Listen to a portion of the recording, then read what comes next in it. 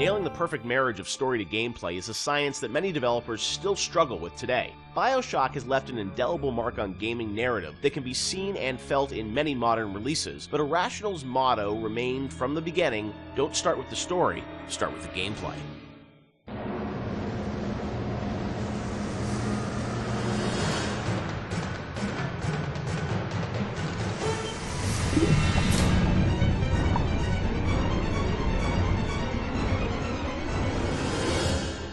A lot of fans probably wonder about the process you go through in writing the story and the design for a game like BioShock. You've talked about how it evolves over time and what eventually ships is very different than your initial vision. Do you guys write like a script or a design document for the game and that becomes sort of the Bible that everyone drives towards, or do you iterate much more?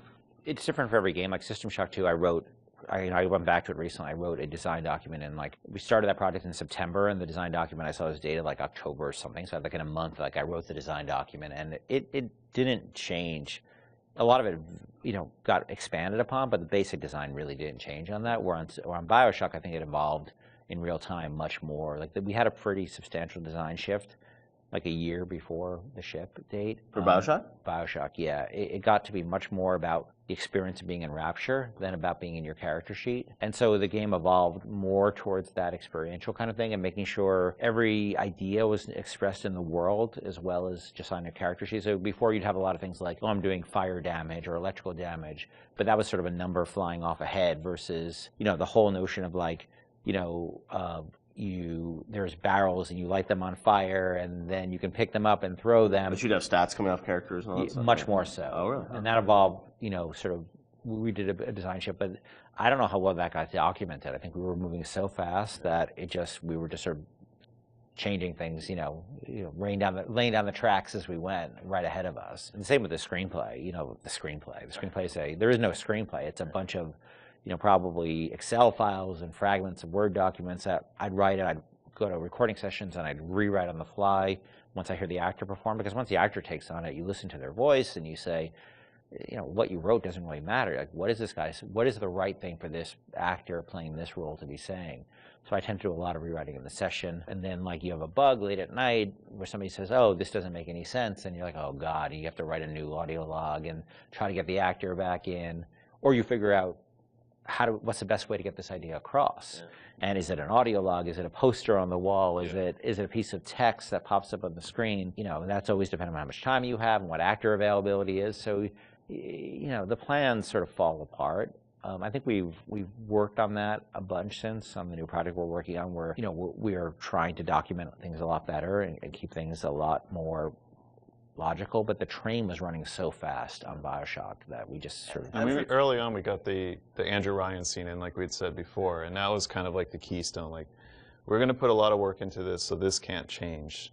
Everything that happens before or after that don't really involve a lot of departments working together to make a scene, those things are very malleable, and if you need to change audio logs to represent a story, if you need to add lines or take away lines, that's very doable. And I think for a while we even had text-to-speech. We even did that I remember for Infinite with Booker and Elizabeth and all their dialogue, and that really didn't work very well, because you'd have these dramatic scenes and it'd be like, Elizabeth, we need to go to Comstock, and it just... Yeah. It almost had no value as far as I was concerned.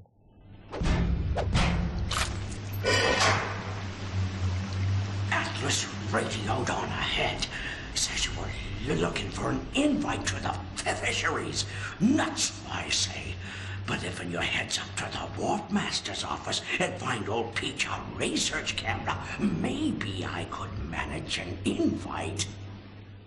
Ken has so much of, these games in his head, and you're sort of, you can keep it all straight, or try to, with all the different things and changes. But from the team perspective, Shawn, because this is evolving and Ken's thinking in his head about how this all ties together, how does the team sort of keep up with, what the whole game is going to look like? There's a lot of specifics that can change. For instance, Atlas used to have a Southern drawl. Right. And then, we recast to the Irish. And we actually cast an actor, wrote the lines, did the whole thing, and realized that people hated that character and distrusted him from the first start. So we had to rewrite him, recast him, redo everything. Yeah. From a team perspective, you kind of get a sense on which things are going to be really volatile and that you probably want to push off till later, because if you work on it now, it might change. Larger themes don't tend to change too much, meaning we knew we were in Rapture, we knew we had Big Daddies, we knew we had Little Sisters, we knew we had Splicers, we knew what the arc of the story was about Jack coming into Rapture, and the specifics of this radiolog versus that radiolog didn't really affect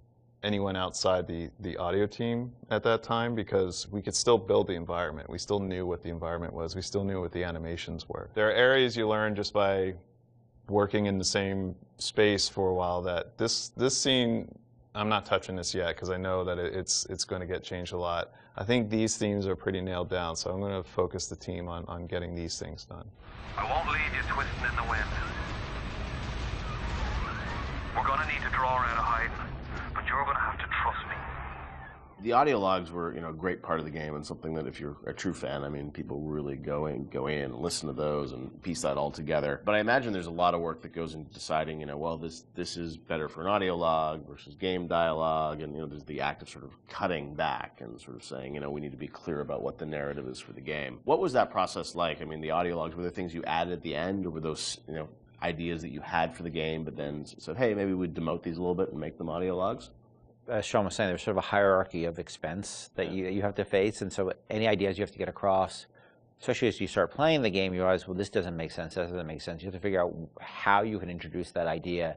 And generally, as the train is moving, you try to think of cheaper and cheaper ways to get those ideas across. If it's less important, it goes to an audio log. If it's less important, it goes to a poster on the wall. Well, there's also characters that you can bring in that have audio logs that aren't. Atlas, Tenenbaum, those are your big ones. You can bring in somebody to do a short, a few different audio logs. It's a character that some players may not even find, but it adds a little bit of depth to Rapture. And it also, usually each character generally is about a certain idea, and we don't just sort of come up with characters like we have an idea problem that we need to solve, and so let's introduce a character who's this guy, and he will be the guy who sort of shepherds you through that idea. Julie, my dear, I am trying to run a business here. You want to spend time with my honeybees? Well, I'm going to have to start charging you for the pleasure. If I come out one more time and find you lolling out there amongst my hives, I'm grabbing my shotgun. As to your question, yes, my days in beekeeping school are a blur. But I do seem to remember something about that enzyme you keep blabbing on about. So as you're going through the game and, writing things, rewriting things, were there things with the original BioShock that you've always been surprised that more people didn't pick up on, or was there something that, a connection to a character you thought was really going to resonate with people which, didn't? Anything like that? No, it's the opposite.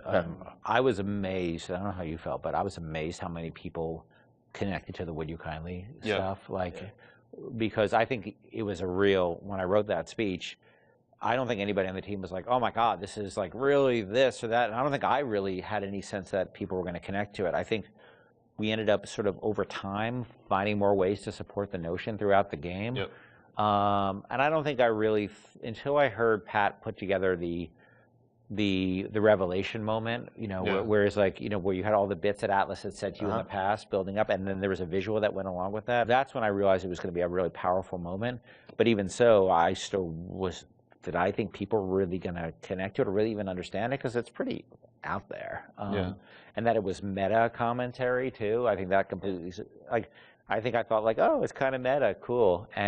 But people connected to it in a much bigger way. Yeah, the choice to and everything, and also just, being able to kind of roll back and think of all those other moments throughout the game. And it's, a great revelation like that, they're few and far between in games where you sort of then you want to play it again, you're oh wow, really, that does all make sense, right? Yeah, I think as a team, we were definitely proud of what we had done. But up till that point, SWAT 4 was the biggest game that we worked on, and we had no expectation of that anybody would pick this up. Or even BioShock cosplay. I remember the first cosplay I saw with the guy in the Big Daddy suit, and his little daughter was in the kitchen cabinet. I think that was the first one I saw. I was like, whoa, people know this stuff, that's insane. Yeah, people were building these outfits, and that only expanded with Infinite. I mean, that sort of went crazy with Infinite, with people cosplaying Elizabeth and Luteces and Booker. It meant a lot to people, and I don't think that's something we ever saw coming, and we're deeply grateful for it, because it's one thing to make a game and get good reviews and stuff like that. It's another thing to have things that people are having their weddings themed around it, and their tattoos and naming their children after characters. You can't plan for that, and I think the only way that could happen is if you just make something that's something that you're deeply in love with and passionate about. I can say we were. It was something there's a lot of passion on the team about, but we didn't know people were going to take away what they did. Would you kindly? Would you kindly? Powerful phrase. Familiar phrase. Would you kindly?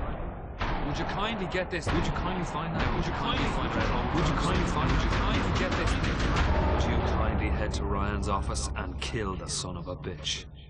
Part of the challenge with that, though, is when people love fiction so much and they dive into every word written in every audio log and try and connect all the fiction, make sure it all makes sense. Are there any things from that game that you sort of look back and it's like, oh wow, like we didn't explain this and we should have, or things that fans have misinterpreted over the years? There are things we think that we did that should have or shouldn't have been in the game. Like I was never a fan of having two endings, and I think that's what the publisher was asking you to sort of have a. That was the one thing that 2K, and they were very hands off. That was the one thing they insisted on, and it's not something I really thought was a good idea, because they're still limited, even though they're multiple. They're still limited, and so that was something that we ended up doing. One of the endings was far better than the other one. I mean, there's no. It's clear that I was much more interested in the happier ending with the little sisters than I was with the nuclear submarine ending. I'm sure part of it was the idea that if this game is, if you're making a choice throughout it, I'm sure when some people are like, oh well, then it has to be a payoff, right? Right. Except the game was really about lack of choice. Not being a choice. So that always struck me as a tension that was weird. But look, at the end of the day, they were putting up a lot of money, and so I can't really complain. They weren't dictatorial at all during the development. So that was the one thing. But that's a game that I wouldn't have put the boss battle in, the final boss battle. Like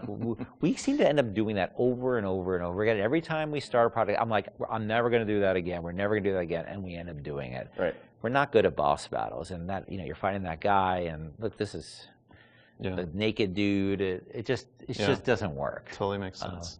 But and it works really pretty well up till then, but then it just doesn't work. That boss battle's silly.